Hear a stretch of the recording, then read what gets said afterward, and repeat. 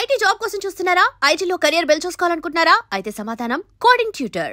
And మీ సినిమాలకు మీరు ఎక్కువగా ఆడియో ఫంక్షన్స్ చేయరు, ప్రెస్ మీట్స్ పెట్టారు. ఏంటి రీజన్? దాని పర్టికులర్ రీజన్ ఏమైనా ఉందా? I find it very boring brother. Boring audio function. అసలు ఆడియో ఫంక్షన్ మొన్న ఏదో ఆడియో అసలు కూర్చోలేకపో. యాంకర్ వస్తుంది, ఏదో మాట్లాడుతుంది, వాళ్ళు వచ్చారు వీళ్ళు వచ్చారు అంటారు, మనం అటు ఇటు తల తిప్పే సరిపోతుంది. తర్వాత సడన్గా ఇప్పుడు ఒక పర్ఫార్మెన్స్ అంటారు, ఎవరో వచ్చేదో డ్యాన్స్ చేస్తూ ఉంటారు. సడన్గా వీళ్ళ మీద ఒక ఏవి అంటాడు, ఆడి జీవిత చరిత్ర అంతా చెప్తాడు. వాడు వచ్చిన ప్రతి ఒక్కడికి ఒక ఏవి వేయటం, ఆడి జీవిత చరిత్ర, ఇవన్నీ మనకు తెలిసిన మ్యాటర్స్. ఇవన్నీ అలా భరిస్తూ అలా కూర్చుని తర్వాత వస్తాడు, పలానా సో అండ్ సో గారు స్టేజ్ మీదకి రండి అంటారు. స్టేజ్ మీద ఇప్పుడు వీళ్ళిద్దరూ కలిసి ఈ పాటను లాంచ్ చేస్తారు, వాళ్ళకి మైక్ ఇస్తారు.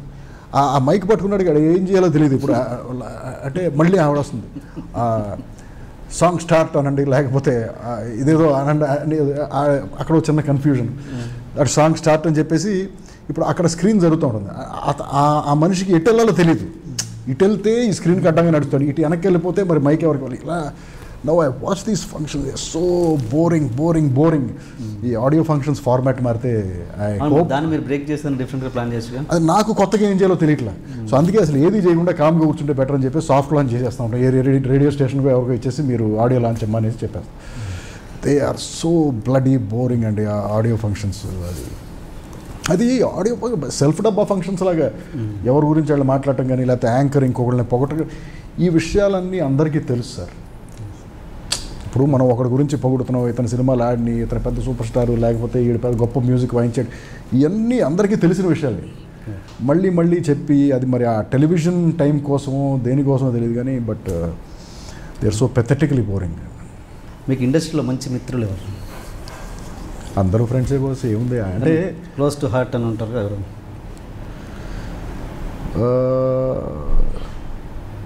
నేను బాగా ఎక్కువ ఫ్రెండ్షిప్ చేసేది సురేష్ బాబుతో. సినిమా తర్వాత సినిమా చేయటం వల్ల ఆయనతోనే కంటిన్యూస్గా రిలేషన్షిప్ రన్ అవుతుంది. బయట తక్కువ పని చేయటం వల్ల సో ఎవరితోనే ఎక్కువ ఇంటరాక్షన్ లేకుండా పోయింది. సో మనకు అందరూ తెలుసు, అందరికీ నేను తెలుసు, కలిసినప్పుడు హ్యాపీగా మాట్లాడుకుంటాం, అంతేగాని రోజు సాయంత్రం కలిసి.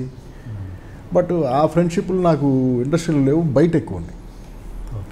ఎందుకంటే నేను చిన్నప్పటి నుంచి ట్రావెల్ అయిన ఫ్రెండ్స్, వాళ్ళతోనే ఎక్కువ టైం. బట్ వాళ్ళు కూడా ఈ సిటీలో లేరు, ఏదో చెన్నైలో ఉన్నారు, లేకపోతే ఫారెన్లో ఉన్నారు, కానీ ఈ సిటీలో తక్కువ ఫ్రెండ్స్. మీరు ఆ మధ్య తానాకి ఒక స్కిట్ చేశారు. అవును, స్కిట్ చేశారు. దాంట్లో అంత చాలా వరకు అడల్ట్ కంటెంట్ ఉంది కొంచెం. అంటే మీరు మీ సినిమాలలో అవి ఎక్కడా కనబడవు, మీ సినిమాలో ఎక్కడ కనబడవు, వెతికినది కనబడవు. అలాంటిది మీరు ఒక బాధ్యత గల టెక్నీషియన్గా మీరు అలాంటి skit what is adult content in that skit అమ్మా? ఇప్పుడు ఒక డ్రైనేజీలు రిపేర్ చేసే ఒక వేణుమాధవ్ లాంటివాడికి ఒక 2 ఎకరాలు గచ్చిబౌలిలో ఉండి రియల్ ఎస్టేట్ భూమిలో వాడికి తెలియనంత డబ్బు వస్తుంది. ఆ డబ్బుతో వాడు వాళ్ళ అబ్బాయిని హీరోగా సినిమా పెట్టి సినిమా ఇండస్ట్రీలోకి వస్తే కొంతమంది బ్యాడ్ క్యారెక్టర్స్ చేతిలో పడి, ఒక బ్యాడ్ ప్రొడక్షన్ మేనేజర్, ఒక బ్యాడ్ కో డైరెక్టర్, ఒక బ్యాడ్ వ్యాంపు పడి ఆ డబ్బులన్నీ పోగొట్టుకుని మళ్ళీ అతను డ్రైనేజీలు రిపేర్ చేసుకునే స్టేజ్కి వెళ్తాడు. What is that? దీంట్లో ఆ వేణుమాధవ్ వాళ్ళ అబ్బాయి ఎవరు? కృష్ణుడు. ఎలా ఉన్నాయో ఈ పోలికలు అంటే, పైన జయప్రకాష్ రెడ్డి గారు మా పైన అద్దెకున్నారు, అందుకే ఆ పోలికలు వచ్చాయి, అది ఏదో సంథింగ్ కదా, అలాంటి డైలాగ్స్ ఉన్నాయి. What is the big deal? సొసైటీలో జరగనయ్యా, లేకపోతే మనం ఏం చేసామంటే మనం we are a bloody pseudo society. Okay, in the sense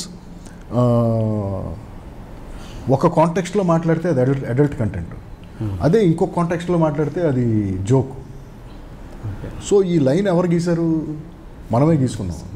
మనమే గీసుకుని కన్వీనియన్స్ ఉన్నప్పుడు ఈ సైడ్ ఉంటాం లైన్కి, లేకపోతే ఆ సైడ్కి వస్తాం. సో ఇంతకంటే దారుణమైన జోక్స్ మనం రియల్ లైఫ్లో మాట్లాడుకోవట్లేదు. నేను మీ సినిమాలతో కంపేర్, మీ సినిమాలు అలాంటివి ఎప్పుడు పొరపాటు కూడా కనబడలేదు ఇప్పటివరకు. అందుకని వేరే ఆర్టిస్ట్ అయితే నేను అడిగేవాడిని కాదు. Nothing boss. సీ నౌ ఇప్పుడు అక్కడ కూర్చున్న ఆడియన్స్ ఎవరు? అమెరికాలో ఉంటూ అమెరికన్ మీడియాకి ఎక్స్పోజ్ అయ్యి అమెరికన్ సినిమాలకి ఎక్స్పోజ్ అయిన పీపుల్. సో నా జడ్జ్మెంట్ ఏంటంటే ఇంతకంటే ఎక్కువ వాళ్ళు ఎక్స్పీరియన్స్ అయి ఉంటారు. ఇది పెద్ద జోక్ కాదు. మన సినిమాల్లో ఎలాంటి జోకులు ఉంటాయి?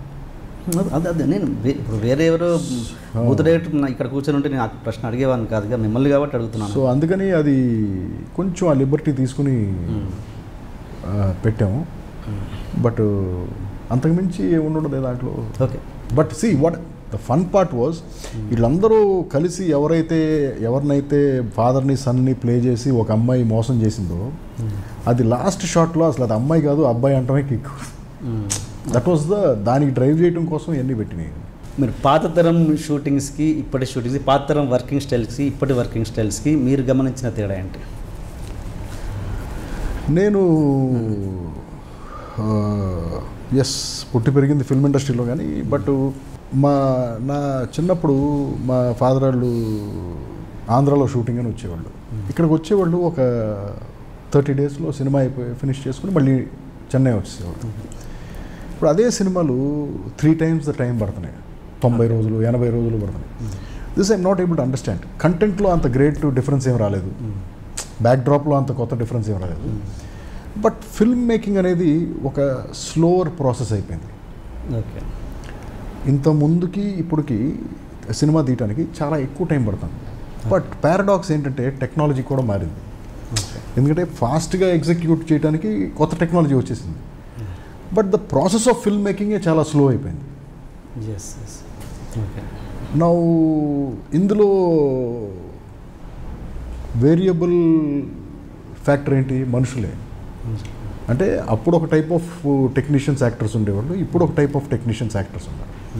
వాళ్ళు ఆ స్పీడ్లో ఆ టైంలో ఎగ్జిక్యూట్ చేసేవాళ్ళు, వీళ్ళు ఈ స్పీడ్లో ఈ టైంతో ఎగ్జిక్యూట్ చేస్తున్నారు. మరి ఇప్పుడు ఏది కరెక్ట్ ఏది రాంగ్ అంటే ఆ పాత టైప్ ఆఫ్ ఎగ్జిక్యూషన్ కనుక ఇప్పుడు చేయగలిగితే ఇప్పుడున్న బడ్జెట్స్కి I think producers will make a lot of money. ఎందుకంటే బోల్డ్ అంత టైం సేవ్ అవుతుంది. ఇప్పుడు ఈ సినిమాకి వస్తే మీకు ఏ లెటర్ సెంటిమెంట్ బాగా ఉన్నట్టుంది? అసలు అల్లరి కాదు సార్, అది అందరూ అడుగుతారు నన్ను. బట్ ఏమవుతుందంటే కొత్త సినిమాకి టైటిల్ పెట్టాలి, ఇది ఆలోచించేటప్పుడు ఫస్ట్ మైండ్ దానికే వెళ్తుంది. ఎందుకంటే ఇంత ముందు పెట్టిన టైటిల్ కాబట్టి. ఓకే. సో అంతేగాని వెళ్ళి దాంట్లో నుంచి బయటికి రాలేకపోతున్నాం. ఆ సినిమాకి అవును అని పెట్టాం కదా, అవును అంటే ఇప్పుడు అదుగు అలా అంటే అనుకుంటున్నాం, కానీ అది కావాలని ఆతో పెట్టింది కాదు. అది అంతేనా? సెంటిమెంట్స్ అంటే ఇక పెడతాం వల్ల అవతలాడు ఏమనుకుంటాడంటే అది సెంటిమెంట్ అనుకుంటాడు. బట్ మనమేమో అని దాటి ఆలోచించలేకపోతున్నాం. అది ఆలోచించడానికి ట్రై చేసే ఆ ఉషా కిరణ్ సినిమాలకి నచ్చవులే నువ్వు ఇలా ట్రై చేసాం. బట్ సెంటిమెంట్ ఏముంది? ఈ బానే అండి, ఈ బానే. And for more videos, please subscribe to iDream. Please subscribe to iDream. Please subscribe iDream. And please subscribe to iDream. For more videos, subscribe to iDream. please like, share and subscribe to the channel. Congratulations, iDream. Subscribe to iDream. Subscribe to iDream. So subscribe to iDream Media. iDream ki iDream team andarki huge congratulations. Please subscribe iDream Media. Please subscribe to iDream. Subscribe iDream. Please subscribe to iDream. iDream అంటే నా కళల ఛానల్ను subscribe చేసుకున్న నోరు తిరుగుతలేదు, మీరైతే గంట గుర్తు కొట్టండి. For more such videos, please subscribe to iDream. Subscribe to iDream. Please subscribe to iDream. Please subscribe iDream Media. Please do subscribe to iDream. Please subscribe to iDream Media. For best entertainment and information, please subscribe iDream. And don't forget to subscribe to iDream.